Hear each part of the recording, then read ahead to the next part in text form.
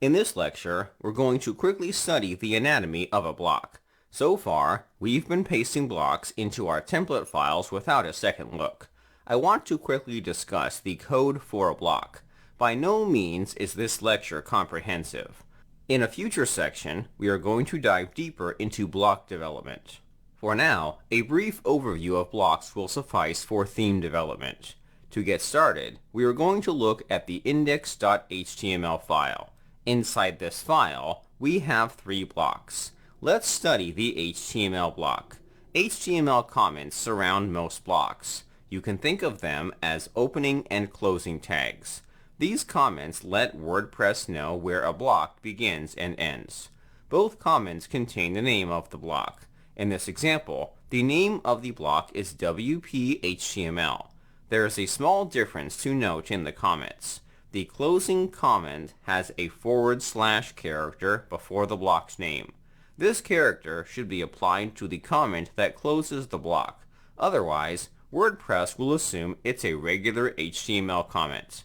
Inside these tags are the contents of the block. Ultimately, this content is rendered on the page. The HTML block is considered to be the simplest block available. Let's look at a more complex example. The template part block follows a different structure. Unlike the HTML block, the template part block does not have inner content, nor does it have a closing HTML comment. Blocks can be self-closing. In either example, a / character is added after the block's name. This syntax tells WordPress that the block does not have immediate inner content. The template part block is an example of a block that renders content through PHP.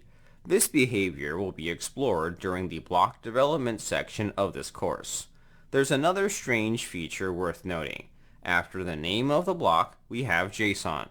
The settings of a block are stored as a JSON value in the comment. WordPress will parse this object before presenting the content. You're more than free to modify this object. In most cases, you won't have to. There are better ways to modify the settings of a block. It can be difficult to alter the settings through an HTML comment. Our editor will not be able to provide syntax highlighting or code completion. This behavior makes editing blocks difficult.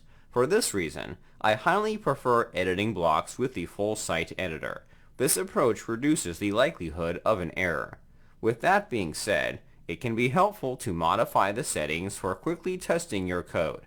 That wraps up the anatomy of a block. Let's continue working on our templates.